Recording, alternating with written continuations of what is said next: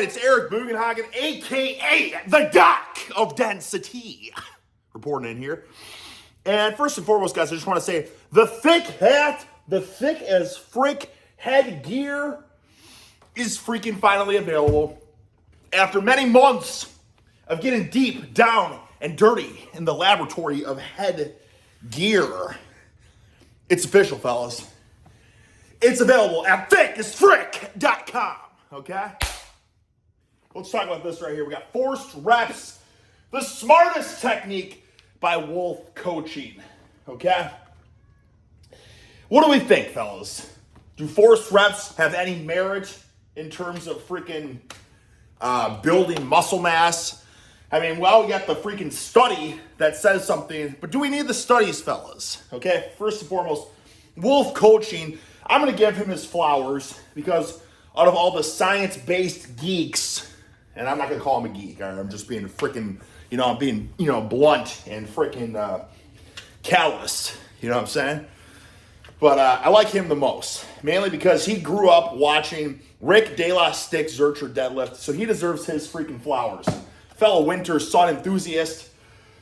Anyways, it's not even about him. It's about this video here. And we have the answers about the forced reps. But are forced reps beneficial? I would think it's freaking, yeah, obviously. Otherwise, people wouldn't have been doing them for decades. You know what I'm talking about? All the increased intensity techniques, like the freaking, partner-assisted, controlled, concentric. Guys, I'll tell you something right now. Never in my life have I ever wanted more training partners than to do stuff like this. Can you imagine this? You put freaking 550 big ones on the bench and try to control that sucker down and have your two Johnny Horsecocks on each side just lift it right up for you. And just do the freaking negatives. Have them lift it up for you. Think about the CNS primer up the wazoo. You strip freaking 50 pounds, it feels like light as a feather. You know what I'm saying? Think about deadlifting. Think about putting, 850 big ones or something on the bar, right? And you had your freaking two Johnny Horsecock partners, and you guys lift it all up together, right? And you just freaking control that eccentric down. And then they lift it up for you, and you control the eccentric all the way down to the ground. And then they lift it up for you. Think about the CNS priming activation up the wazoo doing that. Okay? Never in my life have I freaking yearned for training partners to help do stuff like that. And they could say, is it beneficial? Are you freaking out of your mind? You think that that's not going to be beneficial? You know what I'm talking about? You think hoisting tremendous loads, by having partners to tag team this freaking load together isn't going to help you just astronomically make faster gains with strength and size? Are you shitting me? Is this even a real question? And then we're talking about intensity techniques, right? Drop sets. We've all freaking done them, okay? And it comes down to this freaking conclusion here, fellas. This is my answer. I don't even need to know what the study says because I'll tell you the freaking why. I'll tell you the what, where, why. You know what I'm saying? Anything you put more freaking effort into, you're going to get more out of. Okay? So I don't need, Johnny Laboratory, Professor Pencilneck to say, well, the data is in, and on the pie chart, it looks like no. Anytime you put more freaking balls and gusto into something, you're going to get more out of it. It's no different than anything else in life, okay? Horsecocking weights is no different than learning an instrument. Put more time into it. Make the exercises more challenging, right? And how do you make it more challenging? You freaking drop sets, things of that sort. Forced reps, So you bet your freaking buns, this shit's obviously going to be beneficial. But about 5 minutes deep, 0 seconds deep with the footage. So let's check it out, shall we? According to a recent study, forced reps might have some, though it's too early to draw definitive conclusions. Should you be doing forced reps? While definitions vary, the technique of forced reps invariably refers to repetitions being performed past failure, whether by assistance of a spotter, a change in technique, or simply... You know what? Doesn't even matter. We talked about this. Already. A reduction in ROM. I like that. Let's bring that up. Because we're in a day and age, guys, where more is always more. You know what I'm saying? More ROM is more muscle growth. You know what I'm saying? And yeah, guys, I just did a freaking, this is another plug for my Instagram, but I told you, I'm not really uploading the horse cockery to the YouTube anymore. So if you want to see some serious freaking horse forcery, check out the Instagram. I just did a deficit, so a large deficit, a 45-pound bumper and a 45-pound plate on top of the bumper. You know what I'm talking? We're talking freaking, we're talking 8 inches of freaking length, probably something like that. And then, how do we increase that range of motion even more? Reeves deadlift. So a large deficit Reeves deadlift, guys. Now you can't horse as much weight because the range of motion was freaking stomach touching quads. You know what I'm saying? Stomach to quads range of motion. Cat back up the wazoo. But yeah, the large range of motion is great and will have benefits. But don't freaking come at me and tell me that if we cut that range of motion and can hoist 300 more pounds, that doesn't have its benefits as well. So I will freaking attest that I'm a huge fan of the deficit deadlifts, the cambered bar bench with the bigger range of motion, right? The super neutral grip that has the freaking camber, right? You get the big stretch. Is it camber or camber? What the frick is that? I don't know. Ass to grass squats. But then don't come at me and tell me that above parallel box squat, right? And a board press and a freaking block pull don't have place in building tremendous freaking rotundness. You know what I'm saying? In terms of myofibular girth. You know what I mean? This shit is not black and white, right? At the end of the day, again, we're 20 seconds into this video, and I think I've seen everything I need to see already. We're 20 seconds into the video, right? And it doesn't even matter, because listen, forced reps, what are you doing with it? You're putting more freaking tremendous effort in. So because you're putting tremendous freaking effort in, you're gonna get a lot out, right? Giant, colossal range of motion. It's freaking harder. Requires tremendous freaking effort. So you're going to get more out of it. Freaking partial range of motion.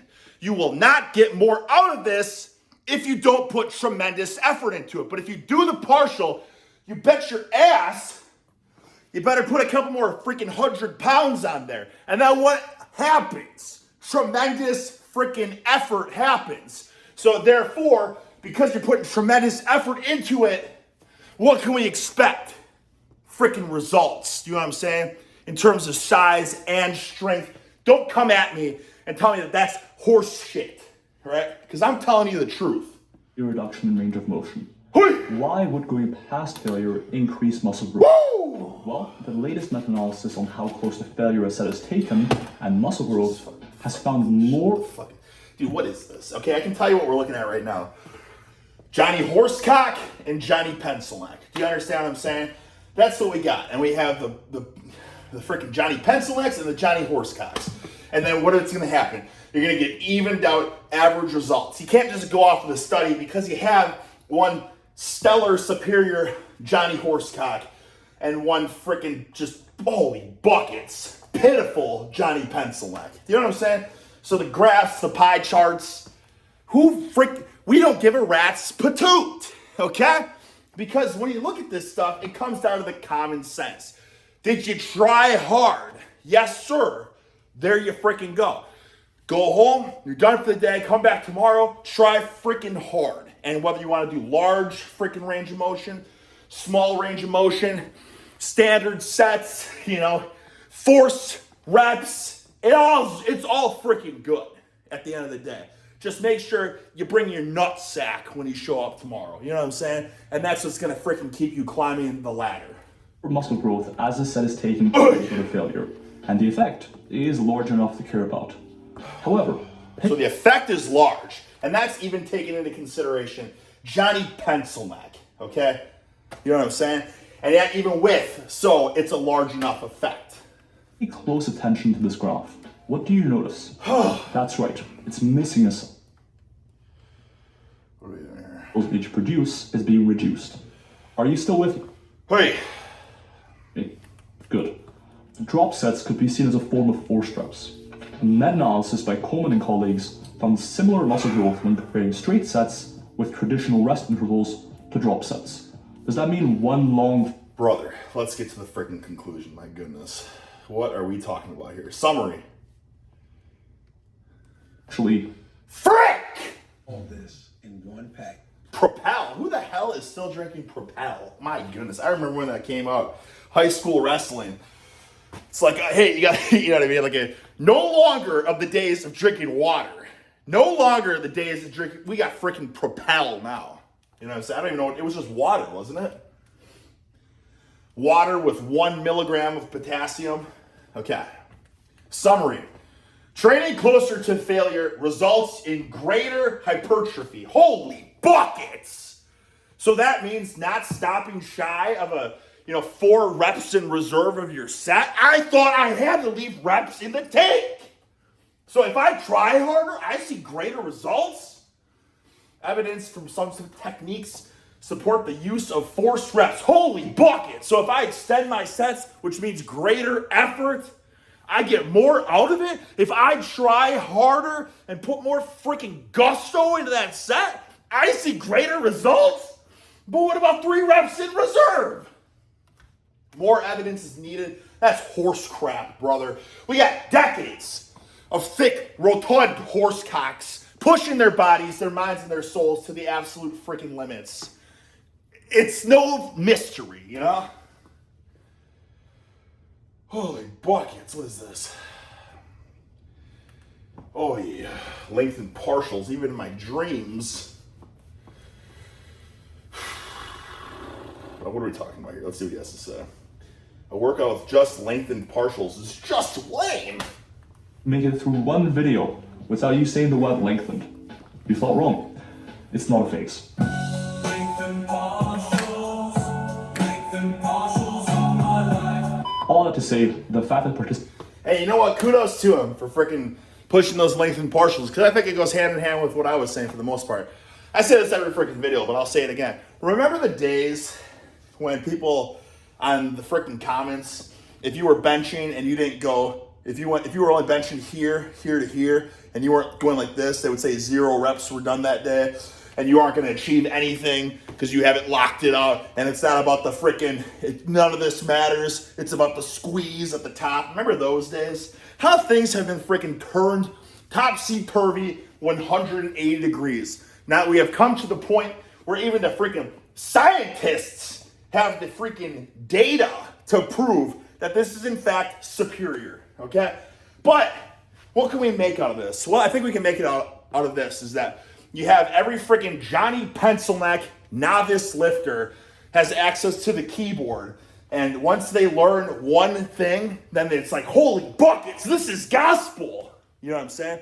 So that if they freaking learn that you have to lock out each rep, they're going to freaking go to war because this is what they heard, in their first year of lifting. And now they're in their second year of lifting.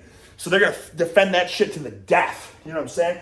But it ain't about what you've learned. I don't even give a rat's patoot. You know what I'm saying? I don't care what any research says. I don't care what anyone tells me because I don't believe jack diddly until I get in the trenches and try shit out for myself. Okay? I will not buy into a single facade, okay? A single gimmick until I try that shit out for myself. And only then will I say, you know what? I was deep in the trenches, I tried it out, and now I'm freaking sold, okay? Like every Johnny Pencilneck saying that deadlifts are a lower body exercise. Despite Ronnie Coleman doing deadlifts on his back day, despite Dorian Yates doing deadlifts on his back day, despite deadlifts being in Arnold's freaking encyclopedia of bodybuilding on the back day, Johnny Pencilnecks will fight to the death to state that deadlifts are a lower body exercise. They don't work your back. Why would you incorporate them on back day? Well, Johnny Pencilneck, I have news for you. Get your ass in the trenches. Go hard on those deadlifts and tell me you don't feel that shit in your traps, in your lats. Obviously, your freaking erectors are as wrecked as shit and stiff and sore. It's the ultimate back exercise. Does it work the glutes and the hamstrings and a little bit of freaking quads? Sure. It also works the calves. Sure. It also works the freaking neck. Sure. It also works every goddamn muscle group in your body. Okay? So if you want to be hench, stout, right? Then freaking deadlift. I don't know how many times I got to say this, but people say it's a terrible exercise. You know, it doesn't do anything. It just hurts your backs. It's like, guys, it hurts your backs because you are frail and you are weak. Okay? You're frail and you're weak, right? Or if you have a pre-existing back injury, you're not in that. I won't put you in that. You know what I'm saying? People can have back injuries, and I get that. You know what I'm saying? I get it. But for the most part, if you are a healthy, able-bodied human, no back pain, no back discomfort or anything, deadlifts will not hurt your back. Learn how to freaking deadlift. Learn how to freaking brace. Get strong with that shit. It will make everything in your body thicker. You know what I'm saying? Probably even the freaking Johnson. You know what I'm saying? Because the freaking, you know, it's the cascade effect of everything that's going on in your body. 100%. Okay? That shit will change you, right? Which is why it's no different than just hard labor. Just be a freaking man. Just do hard labor, picking up heavy shit, okay? And it's like, God dang, how did you get so thick and rotund? What isolation cable movements were you doing? It's like, I was just picking up heavy shit. That's all I was doing. And what do you know? Now I have a freaking chiseled jaw, a thick, rotund neck, you know, traps up the wazoo. You know what I'm saying? There's just so much breaking it down, the freaking minutia of all this horse crap, when at the end of the day, it's just find hard shit and do it. You know what I'm saying?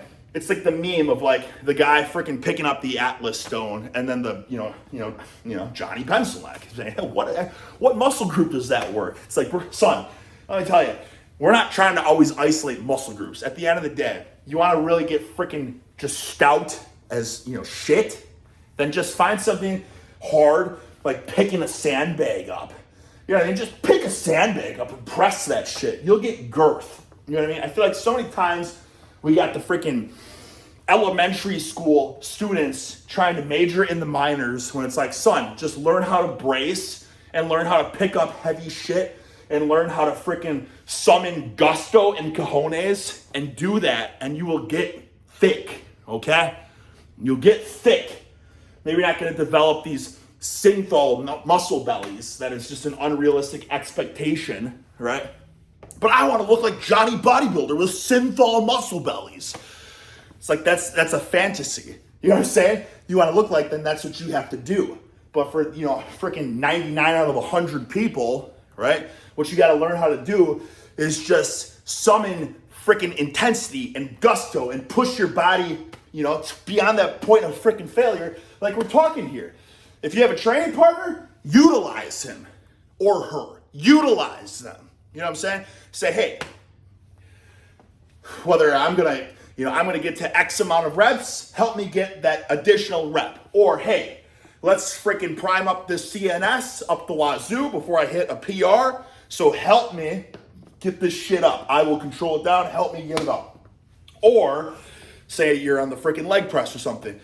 Once I hit ultra failure on this, strip a couple plates from me so I don't even have to stop the set. We can just keep going. Nothing will build a nut sack like that. Oh my God. Strip set, drop set, whatever, on a leg press. Holy buckets. People have died. Like in college football, they would do that to freaking instill grit and determination and just, anti-pencil necrosis. And kids have freaking died because of how intense that is. I shit you. I think it was like Iowa's football program. Some kid died from doing like a prolonged force drop set on leg press. I don't even know what we're talking about here. Lengthen partials all my life. Okay, I think we're done there. I think we're done there. Okay, I think there's nothing else to talk about. I was on YouTube homepage, saw a bunch of videos, said, hey, I want to talk about this one, this one, this one, and if we have time, let's get to this one. We watched 37 seconds of that one, and we're 20 minutes deep, so I think we're done here.